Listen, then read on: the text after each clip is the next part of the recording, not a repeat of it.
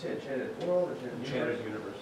Can you just unpack that a little bit? I believe in the supernatural. I Yeah. believe that there are, in transcendence, that there are forces at work or at play that that even theologians can't fully explain.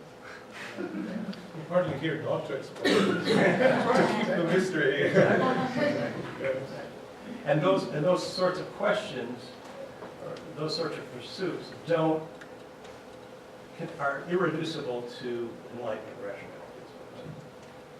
I mean, it reminds me of the very end of Charles Taylor's book, A Secular Age. And he's done the same thing in his little book on varieties of religion, his comments on William James, where he says, well, in today's situation in the West, and particularly in more highbrow, quote-unquote, culture, we find ourselves increasingly always on the cusp. There are winds of belief and winds of unbelief blowing from both sides. We function in this, what he calls an immanent frame, a frame which kind of operates without necessary appeal to God, either to fundamentality or different other ways in which the world functions. But you can interpret the frame, immanent frame, from a kind of religious and from our religious standpoint. And in many ways, it's a matter of faith to go either way. To have your universe, keep the universe, so to speak, enchanted, or to simply keep it as kind of flat. I myself certainly think that the way I read the world, I think it's fundamental to human beings, reference to transcendence.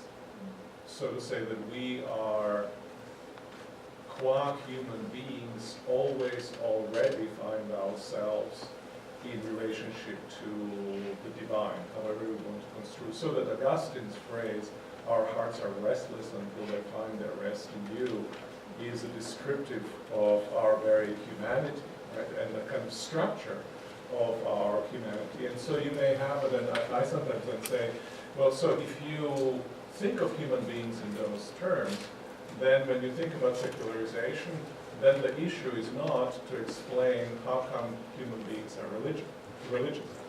The issue to explain, really, is how come they aren't. Our religion needs the explanation. It's the other way around if you think that human beings are just these kind of natural entities of whatever stripe, right? And then religion is kind of either added to them or not added to them, depending on whether they're religious in music or not. And if you think of human beings this way, then obviously the big question that needs to be answered is why religion? What function does it play? Why are societies religious?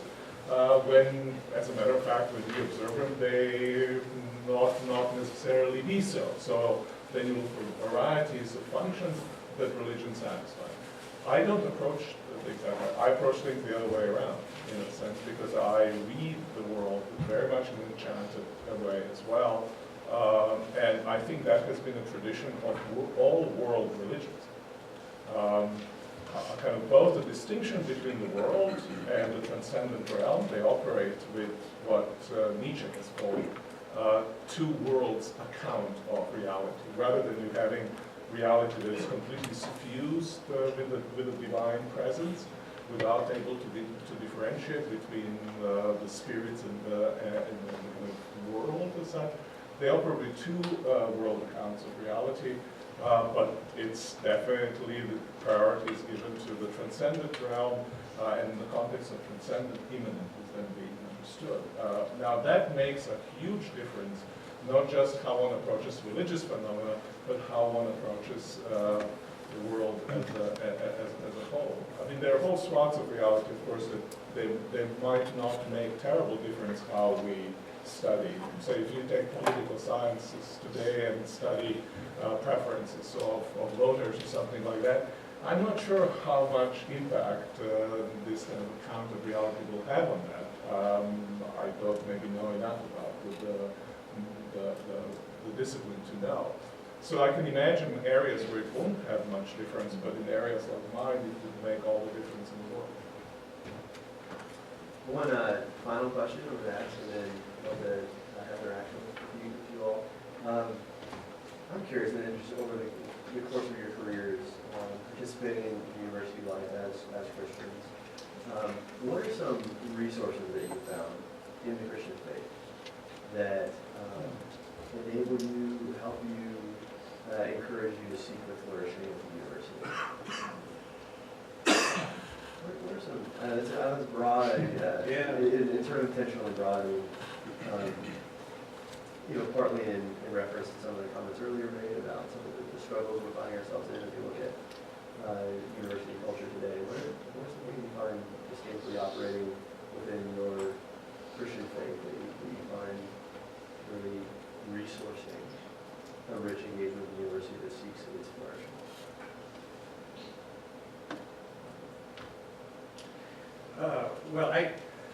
My own undergraduate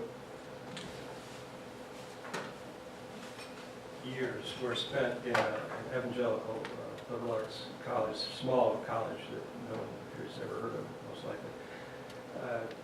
And the mantra at that time, this is the early 1970s, was all truth is God's truth.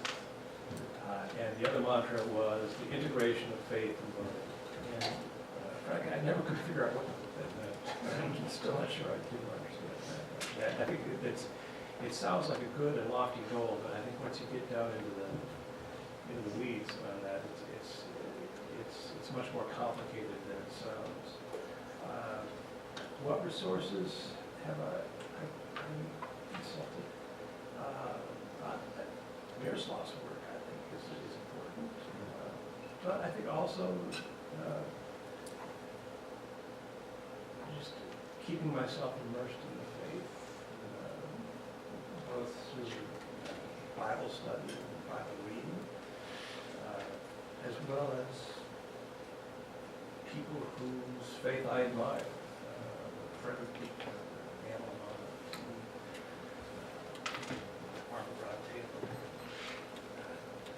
so many people. I think it's important to keep nourishing your soul. Because I think that in some ways, well, in many ways, gives you the strength and the courage and fortitude to do what you do, which in my case is be a scholar, be a teacher, try to be a human being. Try. Not always easy in faculty meetings, but I suppose what I found useful, and I think what Randy says seems to me also really important, because more than just about anything else is kind of seeing concrete models. It's almost like in intellectual sphere, a saint's equivalence in intellectual sphere, right? Who do stuff, and even if you can't articulate exactly what they're doing, you sense affinities, and then you can participate in that by the sheer fact that somebody else is doing the practice of this. What I also found is that I see so many Christians, especially who are becoming more conservative side of things, that they see almost like universities, or colleges are this something else than what they are. And so there's this adversarial attitude or oppositional attitude to begin with. And then it's a matter of how they somehow capture. It's almost like there's a citadel there that needs to be captured. I have never had that experience. In fact, I've never had that experience even when I was growing up in former Yugoslavia in what was explicitly an atheist state and education which was permeated by atheist convictions.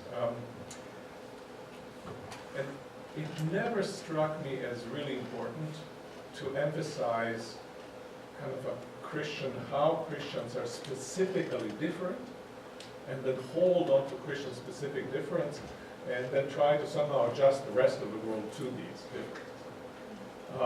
And I sometimes say, I really don't think that it's important for us to emphasize. I'm kind of traditional, all basic creeds believing kind of a Christian for you.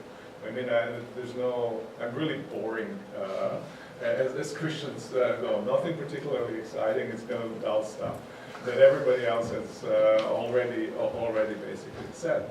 But I don't find it at all interesting, and I find it mistaken actually for us to emphasize Christian uniqueness, or Christ uniqueness for that matter. I don't think that's a value. That's a pseudo-value. It's a pseudo-value of people for whom it depends on their own sense of well-being and pride that they're unique. I think I rejoice when Christ is not unique. Right? I believe that Christ is the truth, but more of Christ's truth I can find somewhere else. Happier trooper I am, right? I have no interest in the world not being like Christ. I have all interest in, to the contrary. Right? So what I find, whatever kind of, resonates with Christ, wherever I find that, if I, whatever department at a university I find that if I can put it together with kind of Christian convictions, I think that's an amazing thing. I need to support that, right? And also I feel that one of the cardinal Christian virtues is humility. I